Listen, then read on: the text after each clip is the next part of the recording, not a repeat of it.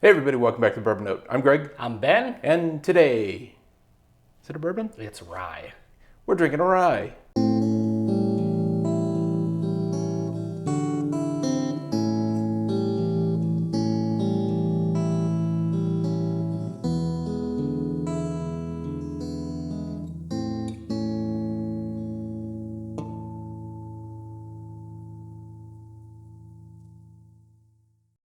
I didn't know this was a rye. Well, it says it right on the bottle, right here. Bam. This is Michter's limited release barrel strength rye. So this one, kind of interesting story behind how I got this bottle. Well, you walked into a store and paid for it. Yeah. It's not you hear that that cork interesting. pop? Yeah, that was impressive. No, so I was doing like a little bit of a bourbon hunting video. Yeah. And I was just kind of snooping around the shelves.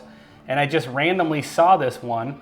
And I had no idea anything about it. Like I know the Michter's, like they do like the 10-year rye and the 10-year bourbon and the toasted barrel and all that stuff. And so Michter's limited releases tend to get very rare, allocated, and expensive. We don't see them very often at all. Never. Yeah, I saw Michter's 10-year rye for like 130 or something like that. Or maybe it was more than that, I can't remember.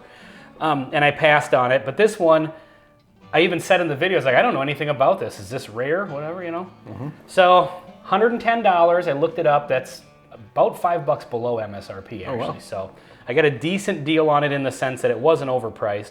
Okay. But I didn't know anything about it. I posted the bourbon hunting short, and I got a ton of comments saying, please tell me you picked up that Michter's rye. So according to the comments on the video, I made the right choice. Okay. Barrel strength rye. What's the proof? 110 and some change? 120 point, can't read that. No, I think it's 110. 4. This is 120. It does? What else is that? Let me see. Oh, maybe it's 110. But it's like a really aggressive one. I think, yeah. Oh, yeah, it looks like 120, but if you get it in the right... Yeah, it's a 1. It's either 110 or 220. Well yeah, because 55.2. Yeah, it's 55, so do the math. Okay, 110.4. All right, well, we both need glasses. Yeah. So anyway, don't know much about it beyond that, but I tell you what, it smells damn good. I know absolutely nothing about their rye. We've only had a couple of Michter's products ever. I think that's a brand that we'd probably done fewer than maybe we've average. only done 1 or 2 reviews of it. This, I'm guessing, is a high rye. Could be. You know, the mash bills, it's not one of those 51% rye mash bills, I don't think, based on the smell. On the nose, this has, in my opinion, that perfect kind of level of sweetness and spice that you get in a really good rye. Yeah. I've noticed lately that some of my favorite whiskeys on my shelf are starting to become ryes that are a little higher proof. Higher proof, but also kind of like dark and complex. Yeah. Yeah, because you get those ones when it's that perfect blend of sweet and spice, and it's just, there are certain rye whiskeys that pull that off, and I have a feeling that this is going to be one of them. It seems like it's going that direction. Well, let's find out. Cheers.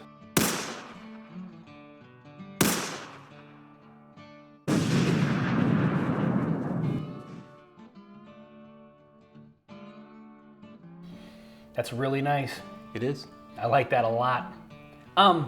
I was expecting it to be a little thicker at 110 proof, but the flavor is very, very rich. And it has a red pepper burn on it that is still going. It does have a little bit of a burn to it, but it's got all those, like the sweet and spiciness that you get on the nose comes through on the palate as well. And yeah, that's... getting kind of like a tobacco, leathery kind of vibe from it though. Mm-hmm. Like it's kind of in that vein, that style of flavor profile. The next sip was a little thicker, that mouthfeel, viscosity came through a little bit more. So Michter's is known for having a low barrel entry proof, at least on their other whiskeys. I don't know if they do on their rye, I would assume. They have a barrel entry proof of like 103. Yeah, right. You know, so you're getting...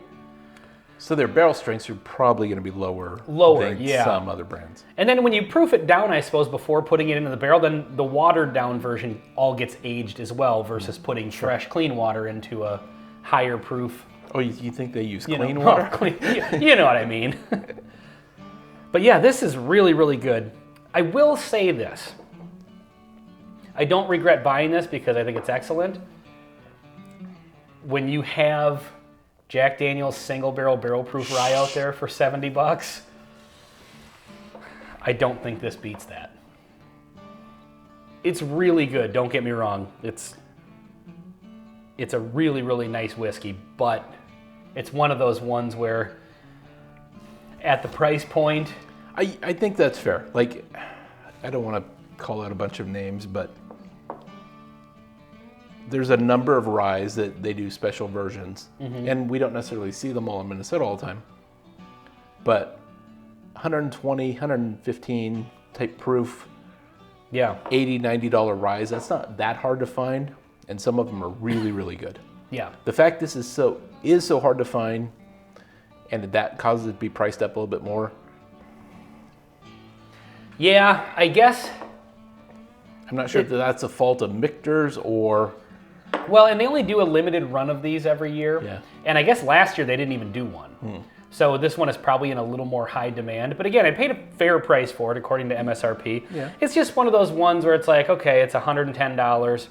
I bought it on a whim just because some of it was just kind of FOMO, if I'm being honest. Sure. I mean, it's really good. Yeah, it is. It's fighting in a category that has a lot of other great whiskey, and it's one that's pretty good. But it's not a clear winner. It's not the unicorn of unicorns. It's one of those ones that's complex. It's very full and interesting. This is good when you're looking for the extra flavor without the extra alcohol bite. At 110 proof, I think this drinks maybe a little bit under that. Like, you could convince me this is maybe 105 or even down to almost 100 proof. Wow, okay. Whereas I do like that extra bite as part of my, barrel proof whiskey experience. Sure. And so this one comes across as one that's really well-rounded. There's no rough edges to it. There's just a lot of good flavor and some good viscosity. But sometimes I feel like when they don't have the rough edges, it lacks a little bit because sometimes that actually adds to it. Yeah. So, I don't know. What you've had Jack Daniel's single barrel proof rye. So, I think I'm getting a spice that you're not. Like, the finish is really red pepper, kind of burn. And I don't tend to put red pepper on stuff. But if you're really into that style, this could be what works for you. As opposed to maybe the sweeter, more buttery type note that you're getting on the Jack Daniel's, Yeah, Jack Daniel's just gives me like that buttered rye bread pastry or whatever, wrapped in like the sweetness with the spice. I will tell you what, if I were to go to the store again and the two of them are sitting on the shelf, I would buy the Jack Daniel's again before I would buy this again. I would too, because I know that flavor profile for me personally works more for me. And maybe it's not that this is overpriced. Maybe it's just the Jack Daniel's barrel proof ryes are just well underpriced. And we're lucky enough that in Minnesota they are becoming regularly available. Reasonably available. Yeah. Yep. So, but it is damn good. I will give you that. Sometimes a whiskey is damn good. It just doesn't mean you would maybe buy it again. Sure. And I think this kind of falls into that category. Yeah, fair enough. All right. Well, this has been Michter's barrel proof rye on the Bourbon Note. I'm Ben. I'm Greg. Until next time. See you next time.